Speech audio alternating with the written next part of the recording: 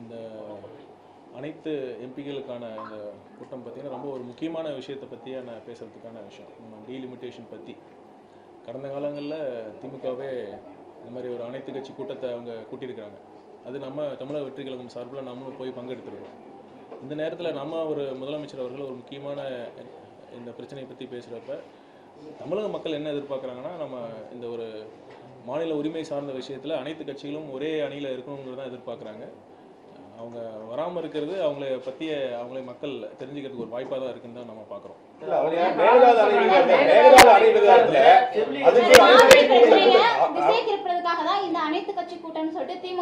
அது எப்படி திசை திருப்பறதா இருக்கு? இப்போ வந்து இல்லை, ரெண்டுமே முக்கியமான விஷயம் தான். ஒன்றை மட்டும் பார்த்தா மட்டும் போதாது. ரெண்டுமே முக்கியமான விஷயம் தான். ரெண்டுமே மாநில உரிமைகள் சார்ந்த விஷயம் தான். காவிரி விஷயத்திலையும் நம்ம அரசு தெளிவான முடிவோடு தான் இருக்குது. நம்ம அனைத்து சட்டமன்றத்திலையும் நம்ம தனி தீர்மானம் கொண்டு வந்திருக்கோம். மேகதாது விஷயமாக அனைத்து கட்சியிலும் நம்ம பேசியிருக்கோம் சட்டமன்றத்தில். அடுத்து இப்போ நாடாளுமன்ற கூட்டத்தொடர் இப்போ நடந்துக்கிட்டு இருக்குது. அதில் இப்போ டீலிமிட்டேஷன் விஷயமா நம்ம ஒன்றிய அரசு ஒரு பில்லை கொண்டு வரங்கிறப்ப அந்த நேரத்தில் நம்ம எல்லாரும் ப்ரிப்பேர்டாக ஒரே அணியில் இருக்கிறது தான் நம்ம அவசியம். அதை தான் நம்ம தமிழக மக்கள் எதிர்பார்க்குறாங்க. எப்படி திசை திருப்ப முடியும்? இது ஒரு காவிரி விஷயம் ஒரு கண்ணுனா அது டீலிமிட்டேஷன் இன்னொரு கண்ணு தான். அது எப்படி ஒரு கண்ணை நம்ம பார்க்குறப்ப இன்னொரு கண்ணை நம்ம புறக்கணிக்கிறதா ஆகாது. கண்டிப்பாக அதாவது தாவேக அரசுக்கு என்ன தயக்கம்? அதாவது மேகதாது விவகாரத்தில் பேசிட்டோமே, நிறைய வாட்டி அதையே பேசிட்டோம். தயக்கம்லாம் ஒன்றுமே கிடையாது. இல்லை தயக்கமும் இல்லை, பயமும் இல்லை அனைத்து கட்சி கூட்டுறதுல.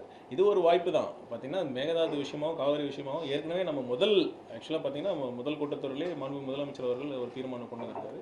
அதனால் ஏற்கனவே அதை இப்போ நிறைய பேசிட்டோம். அனைத்து கட்சி உறுப்பினர்களும் அதை பற்றி நம்ம பேசியிருக்காங்க. அதை உரிய வாய்ப்பு நம்ம சபாநாயகர் கொடுத்துருக்காங்க. நம்ம த்ரெட் பேராக அதை பற்றி பேசிட்டோம். அதுதான் கடந்த காலங்களில் டீலிமிட்டேஷனை அதிகமாக எதிர்த்த திமுக இப்போ சமீப காலமாக ஆட்சி மாற்றத்திற்கு பின்பு அதை பற்றி பெரிய அளவில் பேசாமல் இருக்காங்க. இன்னுமே அது பாராளுமன்றத்தில் நடக்குமா, அமல்படுத்தாங்கன்னு தெரியாது. அதுக்குள்ளே எதுக்கு இவ்வளோ அவசரப்படணும் தமிழக அரசு இந்த அனைத்து கூட்டத்திற்கு அப்படிங்கிற மாதிரிலாம். இப்போ இந்த 2026 இதை பற்றி நடக்கிற அவசரம்னா போன வருஷம் நடந்தது. அது எப்படி நம்ம சொல்லுவோம்? போன வருஷமே கொண்டு வந்தாங்கல்ல, திமுக கொண்டு வந்தாங்களா, அதை எப்படி நம்ம பார்க்க முடியும்?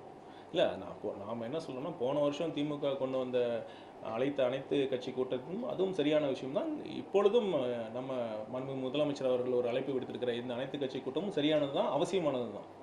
இந்த விஷயத்துல திமுக ஒரு சாஃப்ட் கார்னர் எடுக்குது. தொகுதி மறுவரை விஷயத்துல ஒரு இல்லை, அது என்னன்னா அதுதான் பார்த்தீங்கன்னா திமுக பல்வேறு காரணங்களால் இந்த ஒன்றியத்தில் ஆளும் அரசோட பணிஞ்சு போயிருக்காங்க. அதுதான் உண்மை. அவங்க ஒவ்வொரு அமைச்சர் மீதியும் பல்வேறு ஊழல் குற்றச்சாட்டுகள் இருக்குது.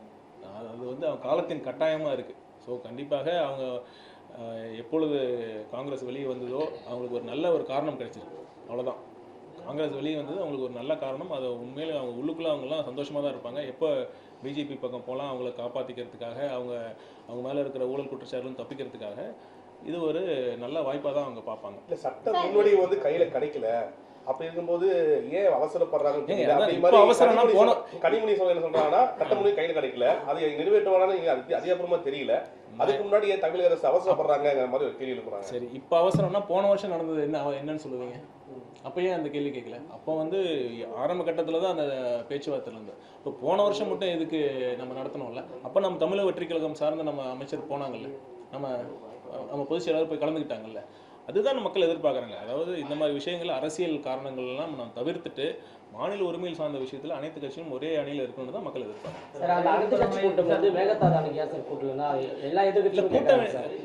நம்ம அதுதான் நான் ஏற்கனவே சொன்ன மாதிரி நிறைய பேசிட்டோம். இப்போ மாண்புமிகு முதலமைச்சர் அவர்கள் சட்டப்பேரவையில் சொன்னார்ல, அவர் கர்நாடகா செல்ல விரும்பினார். ஆக்சுவலாக எந்த விஷயத்துலையும் பேசி தீர்க்க முடியாத விஷயங்கள் எதுவுமே இல்லை.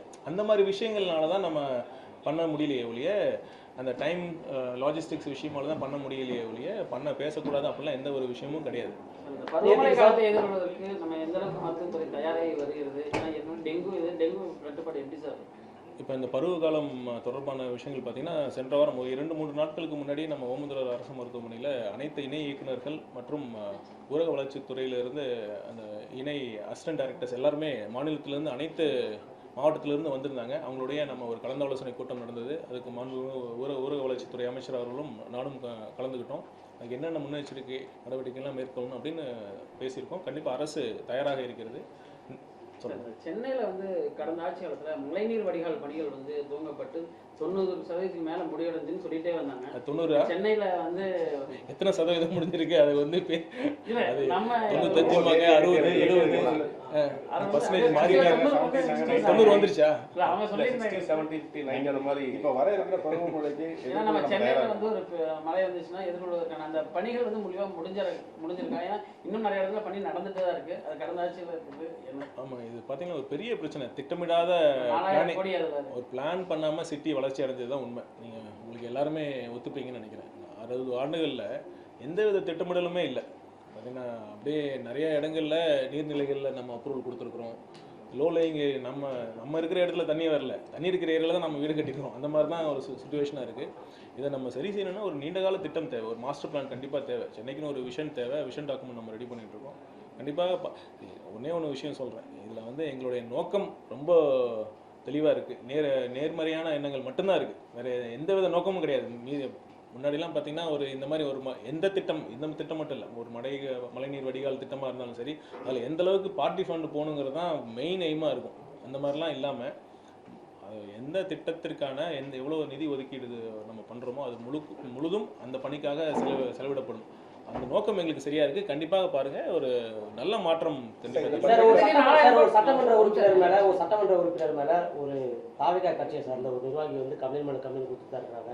அது மேல நடவடிக்கை எடுக்கவே இல்லை சார். ராணிப்பேட்டை தாவேகா சட்டமன்ற உறுப்பினர் தாவேகா சட்டமன்ற உறுப்பினர் மேல டிஜிபி ஆபீஸ்ல இருந்து கமிஷனர் ஆபீஸ்ல கபில் அவர்கள் இல்ல, அது அவர் விளக்கம் கொடுத்துட்டாருங்க. சும்மா அதை போய் ஒரு சின்ன விஷயத்த நீங்க போய் ஊதி பெருசு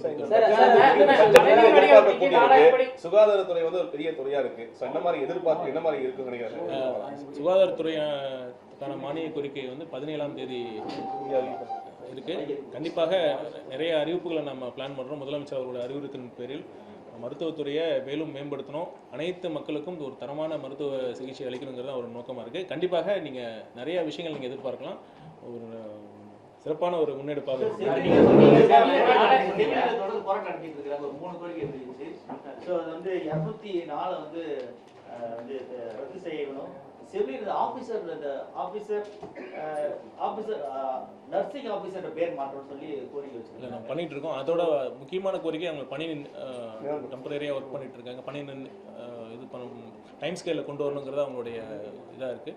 நம்ம பேசிட்டு கண்டிப்பாக இருக்குது. நம்ம பேசிகிட்டு இருக்கோம். முதலமைச்சர்கிட்ட பேசிகிட்டு இருக்கோம். அவரும் கண்டிப்பாக இப்போ கனிவான முறையில் பரிசீலிக்கணும்னு சொல்லியிருக்காரு. நம்ம பெற்று தருகிறேன் என்ற நம்பிக்கை எனக்கு இருக்கிறது.